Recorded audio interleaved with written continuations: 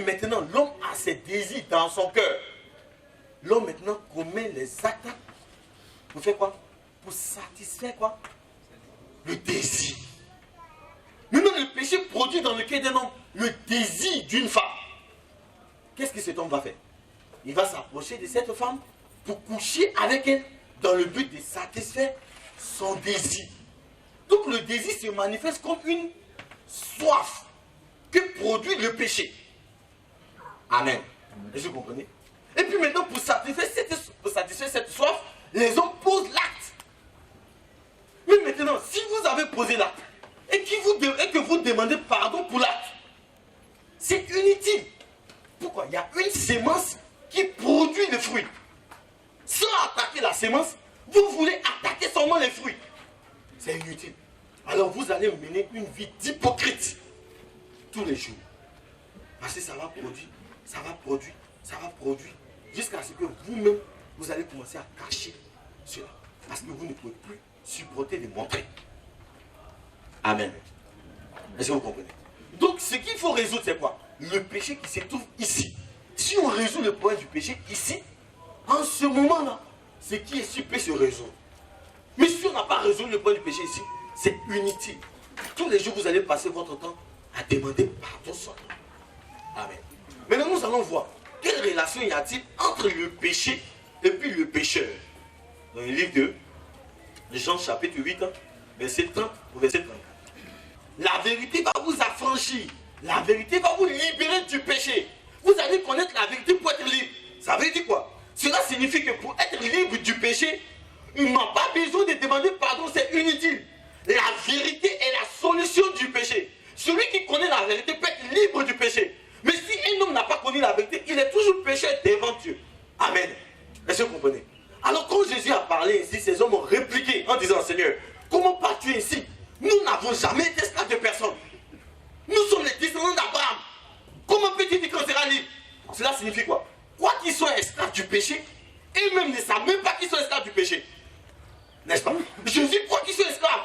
Alors celui qui est esclave a besoin de quoi? Il a besoin d'être affranchi. Il a besoin d'être libéré par la connaissance de la vérité. Amen. Mais ils ont dit à Jésus-Christ que nous sommes esclaves de personne. Comment peux-tu parler ici? Cela signifie que quoi qu'ils soient esclaves, eux-mêmes ne savent pas. Ça veut dire quoi? Cet esclavage est un esclavage qui est subtil. C'est caché.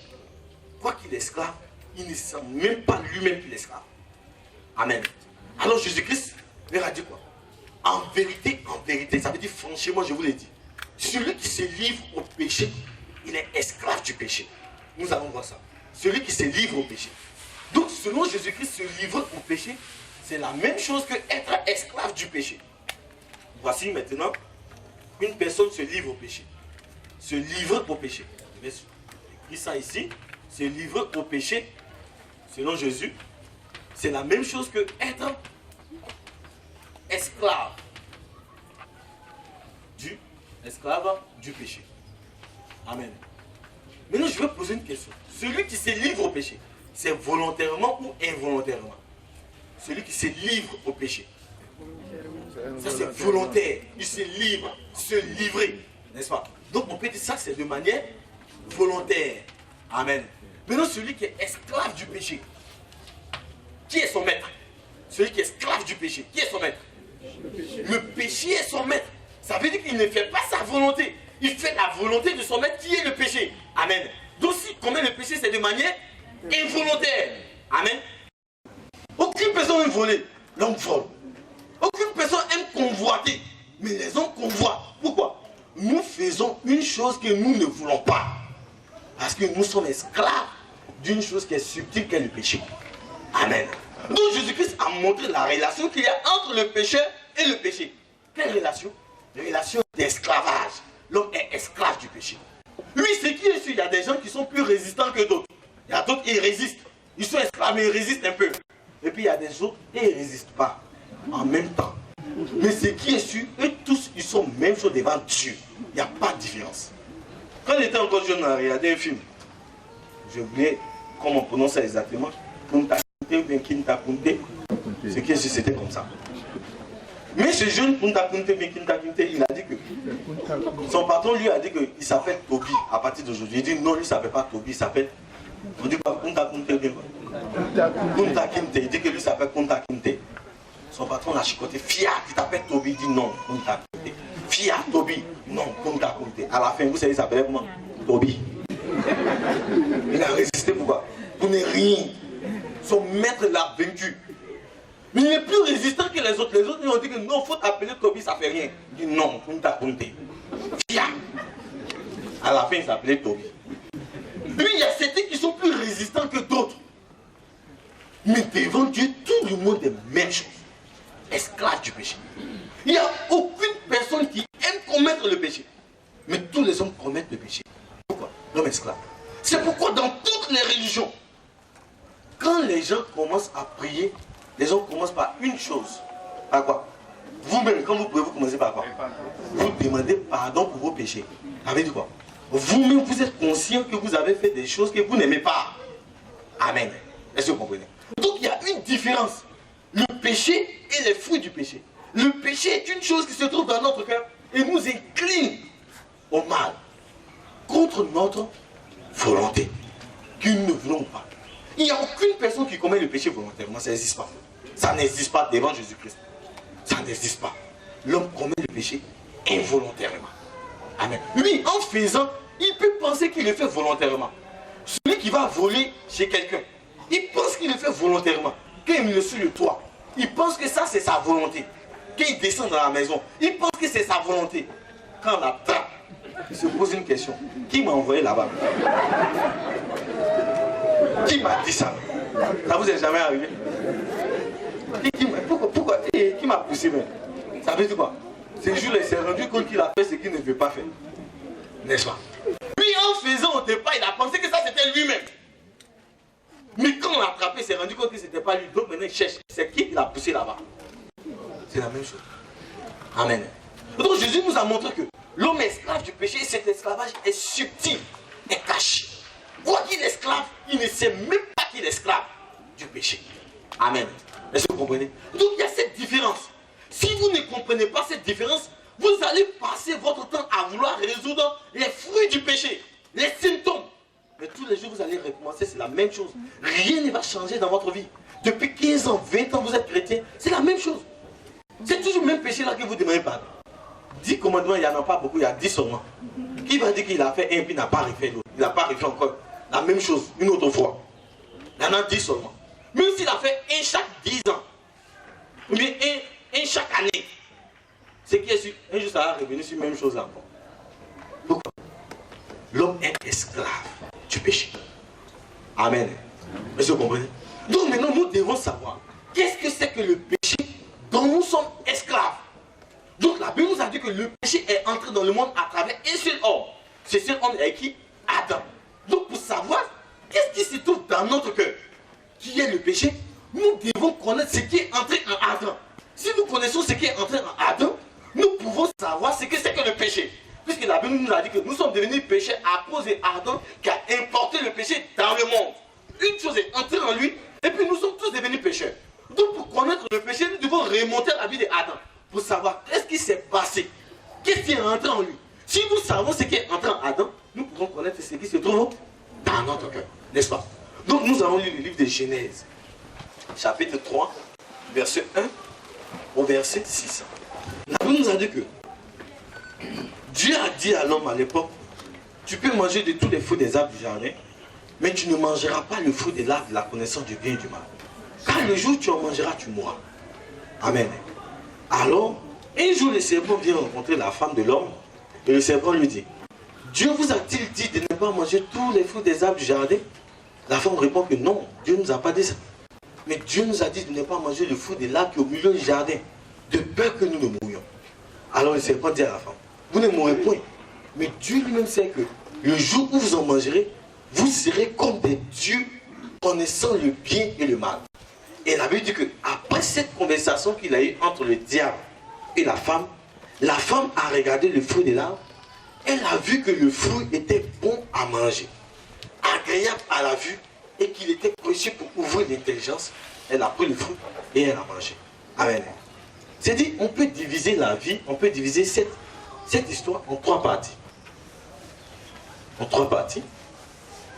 C'est-à-dire, la première partie, c'était avant la causerie avec le diable. Avant que l'homme ne cause avec le diable.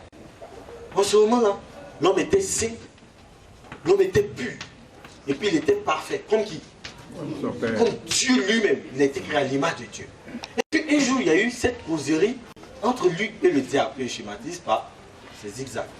Et puis après cette causerie, la Bible nous a dit que l'homme est devenu comment? Pécheur. Amen. Ça veut dire quoi? Ça veut dire que l'homme a reçu le péché à quel moment? Pendant cette causerie avec qui? Avec le diable. Amen. Pourquoi? La Bible nous a dit qu'après qu'il ait fini de causer, après que la femme ait fini de causer avec le diable, qui était incarné dans le serpent, elle a regardé le fruit de l'arbre, et puis elle a eu envie de manger le fruit. C'est-à-dire quoi?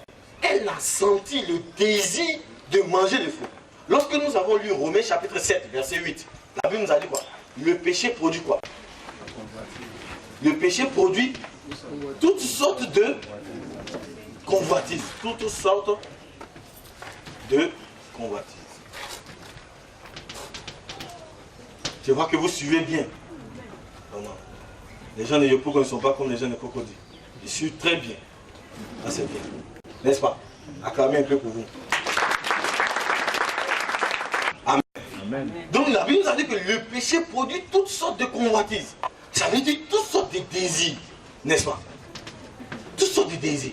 Et puis quand la femme a causé avec le diable, après sa causerie, elle a senti dans son cœur un désir de manger le fruit. Ça veut dire que le péché était déjà entré, mais il n'était pas entré. Pourquoi il était entré? Pourquoi? Pourquoi? Parce qu'elle avait déjà le désir. Oh, la Bible nous a dit que ce qui produit le désir, c'est le péché. Quand ils étaient dans le jardin d'Éden, ils n'ont jamais eu le désir pour le fruit. Je ne sais pas combien de temps ça a duré, 10 ans, 15 ans, mais combien d'années. Mais ceux qui n'ont jamais eu de désir pour le fruit. Dans le fruit, il y avait la mort. Mais lorsqu'ils ont causé avec le diable, après cette causerie, la femme a senti le désir dans son cœur. Ça veut dire que le péché était déjà entré dans son cœur. Et c'est le péché qui a produit ce désir en elle de manger le fruit. Amen. Beaucoup d'hommes estiment que le péché, c'est le fait de manger le fruit de la connaissance du bien et du mal. Cet enseignement est diabolique. Il est satanique. Ce n'est que la conséquence du péché qui était entré dans son cœur. Puisque le péché a produit un fort désir de manger le fruit, alors elle a mangé le fruit pour satisfaire son désir. N'est-ce pas?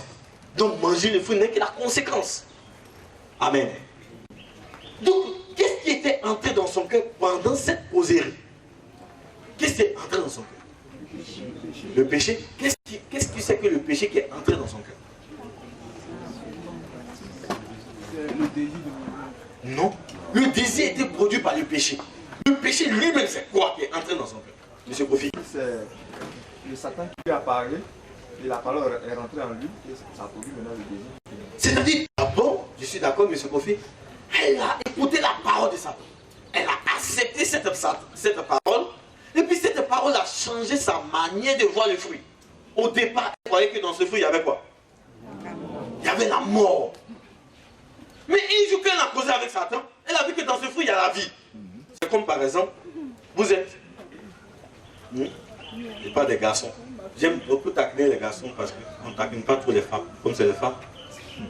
Un garçon, vous marchez avec votre ami. Et puis votre ami vous dit que, est-ce que tu as remarqué quelque chose? La fille qui est là-bas, elle te regarde tous les jours. Elle t'aime. Oh, tu dis, oh, écoute, arrête, j'aime trop ça. Non, je suis curieux. Regarde, elle va regarder ça.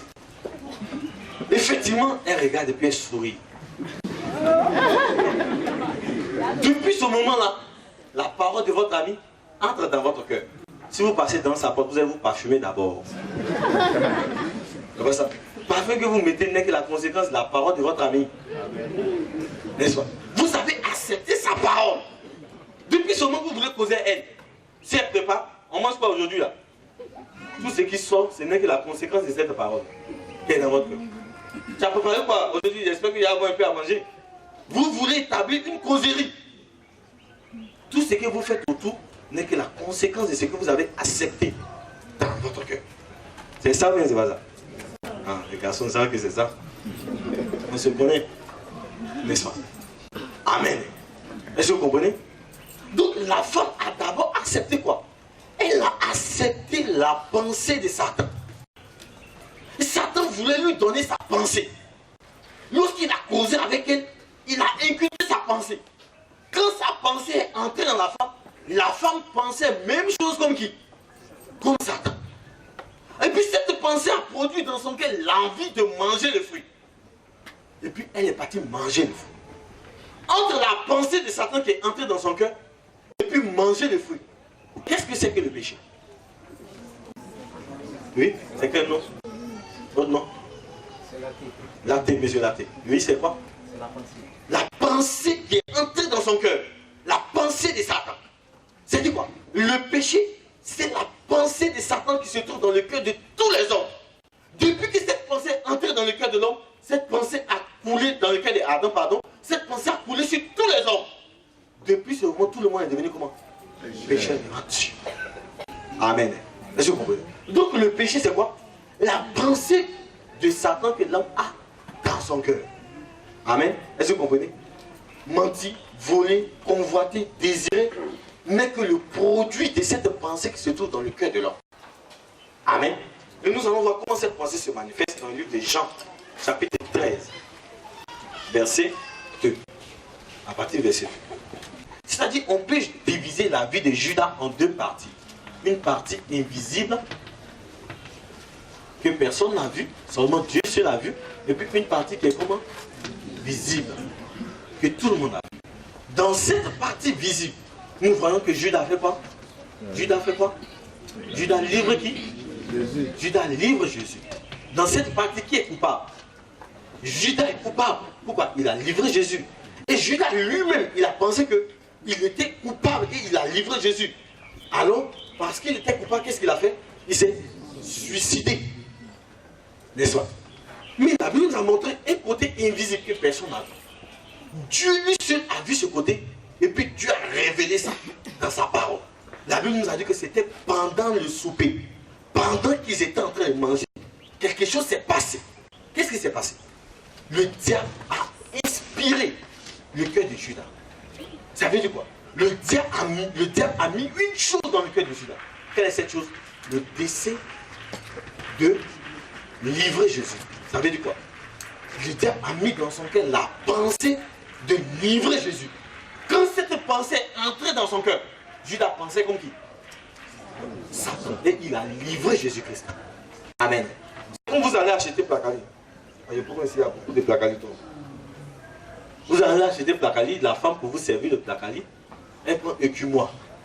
Et puis elle vous sert Placali 200. Mais vous voyez que Placali est petit. Et puis vous dites, écumoire, pourquoi tu sais petit comme ça? D'habitude, je peux Placali, il faut augmenter un peu. Si vous parlez comme ça, vous êtes normal, mais vous n'êtes pas normal. Vous n'êtes pas normal. Qui vous a servi? La dame vous a servi en utilisant quoi? Écumoire. Maintenant, vous venez devant Dieu. C'est tellement partout, je te promets que je n'ai jamais commencé. Dieu vous voit normal, mais Dieu ne vous voit pas normal. Dieu vous voit que vous n'êtes pas normal. Maintenant, une personne a menti. Si je te demande pardon, je te promets que je ne peux jamais recommencer. Il est normal devant Dieu, mais il n'est pas normal. Il est normal ou n'est pas normal? Il n'est pas normal. Pourquoi? C'est-à-dire, voici, Satan a mis dans son cœur une pensée depuis sa naissance. Et puis Satan a utilisé cette personne a menti. Et puis cette personne vient devant Dieu, Seigneur, c'est moi qui ai menti, je te demande pardon. Dieu voit que tu es malade, tu n'es pas normal. Hein? Tu n'es pas normal. Tu es une personne trompée. Tu es esclave. Et puis tu dis que c'est toi. Comme ça. Amen. Est-ce que vous comprenez? Donc si nous lisons le livre de Romains, chapitre 7, versets 14 à 18, ce n'est plus moi qui le fais, mais c'est le péché qui habite en moi. Ça veut dire quoi? Et l'apôtre Paul a découvert ce qui se trouve dans son cœur. Ce qui l'a poussé à faire ça. Puisqu'il ne voulait pas faire, mais pourquoi il a fait ce qu'il ne voulait pas faire? Alors il a découvert que c'est le péché qui habite en moi qui fait ça. Mais vous confessez quoi? Seigneur, c'est moi qui ai fait ça. Et vous promettez à Dieu de ne plus jamais recommencer. En croyant que vous avez fait ça. Et les gens vous enseignent comme ça. Voici si vous avez commis le péché, vous devez demander pardon. Et vous devez vous forcer pour ne plus jamais recommencer. Vous devez faire 3 jours de jeûne. 3 jours de jeûne ne peut jamais changer. Vous êtes esclave d'une chose qu'on appelle le péché. Alors vous devez être libre de ce péché d'abord. Amen. Si vous n'avez pas connu cette liberté, tout ce que vous faites est inutile devant Dieu. Parce que vous êtes esclave. Amen. Et si l'homme est esclave du péché, si l'homme est esclave du péché, quelle est la pensée de Satan qui se trouve dans son cœur? Pourquoi alors Dieu lui a-t-il donné les 10 commandements de Dieu? La loi de Dieu. Amen. Si l'homme est esclave du péché, est-ce qu'il peut observer 10 commandements? 10 commandements, c'est facile, c'est difficile, ou bien c'est impossible? C'est impossible. On va lever les mains, c'est pas tout le monde qui pense comme ça. Ceux qui croient que c'est facile, levez la main. Facile. Facile, ça veut dire quoi? On peut faire facilement. C'est-à-dire, tu dors, tu te réveilles, tu fais ça. Ceux qui croient que c'est difficile, difficile, ça veut dire que c'est dur, mais si tu te forces, ça va aller.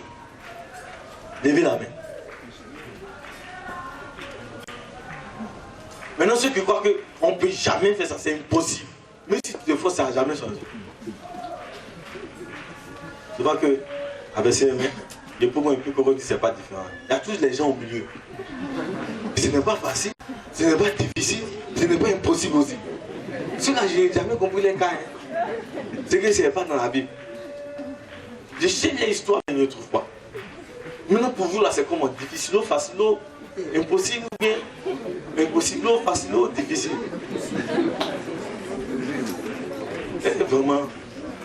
Je pensais qu'il n'y a pas trouvé ces gens.